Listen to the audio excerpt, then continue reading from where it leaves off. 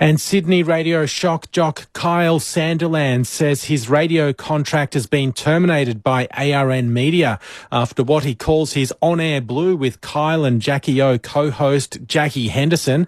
Sandilans was given 2 weeks to respond to misconduct and breach of contract findings after a bust-up with Henderson. In a statement this morning, Sandilans accuses ARN of failing to honour his contract rights and says, "It's over to my lawyers." Sarah, that's the latest ABC News. I'll bring you more in half an hour. Thank you, Simon. ABC Newsradio. ABC Newsradio. Yes, just on this breaking news about Kyle Sandilans, he is saying he does not accept ARN terminating his contract. He says in this statement, "To the people who tune in every morning, you lot are the reason I've done this for 25 years. You didn't get a say in this, neither did I, but my lawyers will. I'm not done, not by a long way." So fighting words there from Kyle Sandilans in his statement this morning. And in a moment, we're going to be speaking about this to Sam Buckingham Jones, who is the media correspondent at the Australian Financial Review. We'll find out a little more about how Kyle has framed what happened on air with Jackie O, what his plans are going forward, and what this can mean for the media landscape in Sydney and Australia. So do stick with us. We'll have plenty more on this Kyle Sandilans breaking news for you.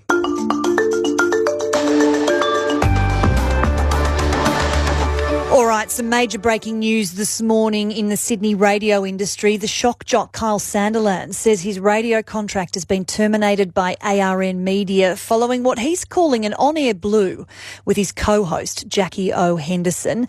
Let's get you some context as to how this pair fell out. This happened on their radio show last month. You're off with the fairies with... Tell me where. No. Tell me where I've been off with the fairies during the show. I don't have to prove anything. No, you do. You can't accuse me of doing something and then say I don't have to say it. Listen to the program. You'll hear yourself. Oh, no, just give me one example. Be aware of what's really going on. I am, Kyle. That I totally am offended by you saying something like that. Well, too bad if you are. Okay, so Kyle Sandilans there criticising and mocking Jackie's interest in astrology and horoscopes and saying that it meant it was impacting her commitment to the show and the work they were doing. Now, he's released a statement this morning. He says he does not accept his termination. He says, "My lawyers told ARN last week this would be invalid." And he says, "Guess what? It is." And so he adds, "So it's over to my lawyers." Now, he was given 2 weeks to respond to misconduct and a breach of contract finding after that bust up on air. If you're listening outside Sydney this morning and aren't familiar with who this pair are, they have dominated the Sydney radio FM market with their at times lewd content, but they've dominated for more than 2 decades. They are major, major players. They also had signed a $200 million 10-year contract that had dragged down the company's revenue and share price. So let's get a little more on all of this. Sam Buckingham Jones is the media correspondent at the Australian Financial Review, and he's with us this morning. Hello, Sam. Hi, Sarah. Okay, media commentators, fans, as well as Kyle himself, all waiting for an update on all of this yesterday, and we've got it now. Confirmation his contract has been axed. What do you make of his quite lengthy statement that he's released this morning? Well, look, I think everything he's said in the statement is essentially what he had been expecting to happen. So there had been basically a standoff for 2 weeks. The company had said that he had to remedy the situation, but made it very unclear what that meant. And so he had lawyers, they were talking to each other. This idea of a remedy, this 2-week time frame, like there was just nothing, I think, he felt that was possible for him to do to remedy the situation. And so it was almost an inevitability that ARN was going to turn around and tear up his contract.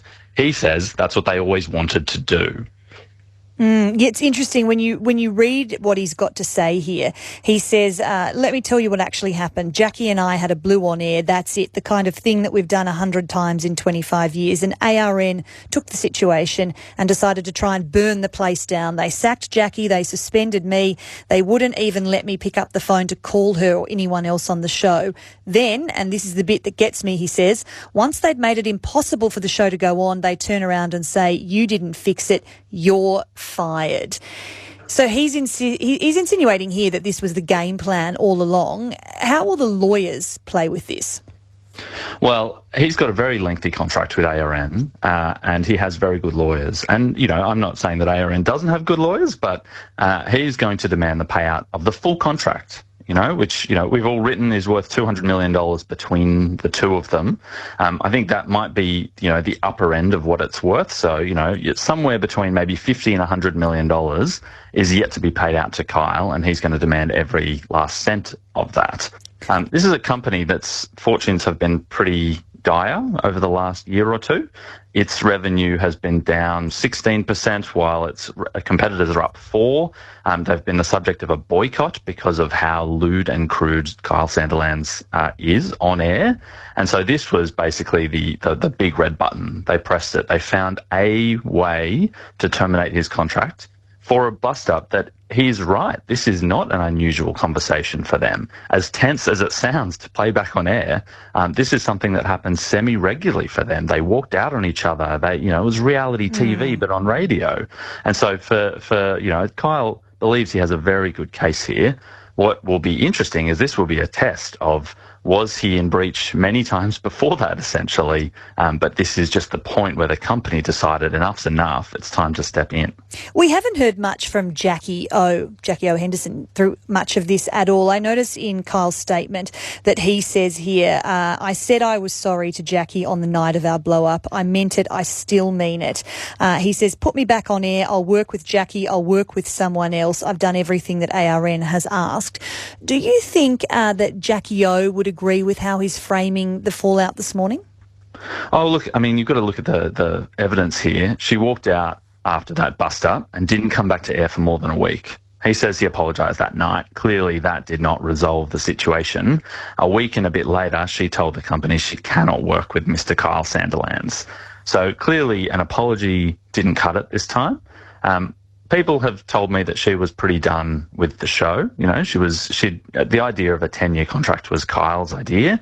And you can just imagine the mental load that weighs you of, I've got to do this for another 9.5 years. So, I think she has indicated that she believes it was not a fair way to sack her or to get rid of her contract. So she might fight that. But I don't think there's any suggestion she wants to get back on the show. Kyle does. He wants to just keep broadcasting. He wants his 10-year contract. He wants his $100 million.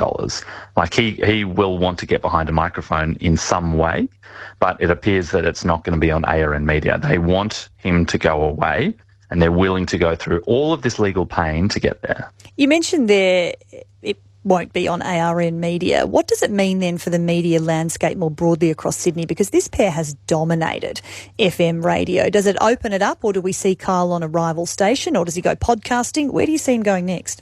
It definitely opens it up. It probably frees up quite a lot of more people to listen to Newsradio, which, could be a good thing. We're always keen. Come on over. I think they had an audience in Sydney of some 700,000 people, about 400,000 people in Melbourne over the course of their show. Those people, some of those people are super fans. They will, they will be looking for a new show. The interesting thing is that Nova in Sydney and, WSFM, now Gold FM, have just both removed their long-term breakfast shows.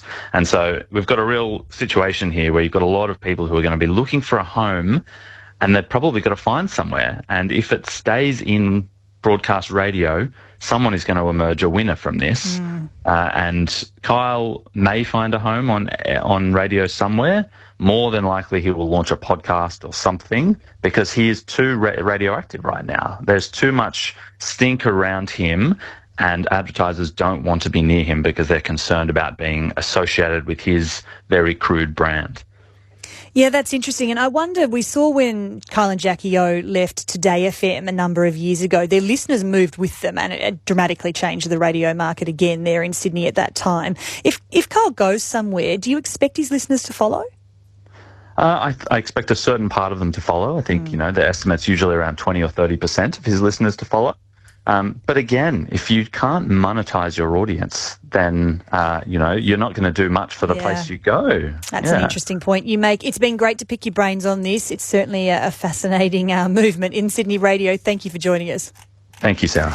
That's great. That is Sam Buckingham Jones. He's the media correspondent at the Australian Financial Review. I believe that Kyle's been doing a few interviews this morning as well, so we might hear from the horse's mouth a little later. Do stick with us. This is ABC Newsradio, Eastern Daylight Time right now. It's 8 a.m. If you're in South Australia, 7:30.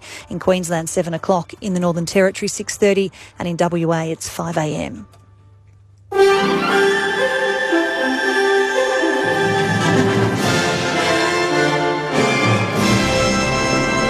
ABC News. Good morning, I'm Simon Lauder. The head of the US National Counter-Terrorism Centre has quit, saying he cannot support the war on Iran.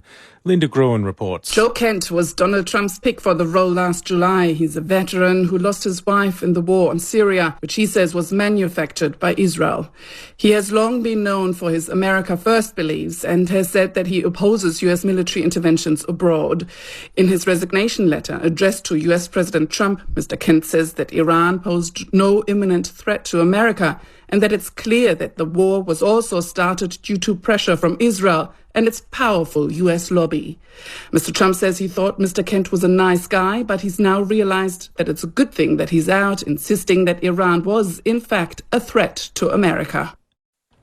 Back home, and a veteran broadcasting duo's long-running breakfast radio show has officially come to an end, with its host network terminating the contract of Kyle Sandilans. Rhiannon Solomon-Marin reports. The Sydney shock jock was taken off the airwaves 2 weeks ago after an on-air fight with his co-host Jackie Henderson. He was given those 14 days to remedy what his employer ARN says was serious misconduct and a breach of his multi-million-dollar contract. That contract has now been torn up, with the network telling the ASX it means the Kyle and Jackie O show will no longer be presented. In a statement, Mr. Sandilans says he doesn't accept the move and is handing the matter to his lawyers. Jackie O's contract was terminated earlier this month after she told ARN she could no longer work with him.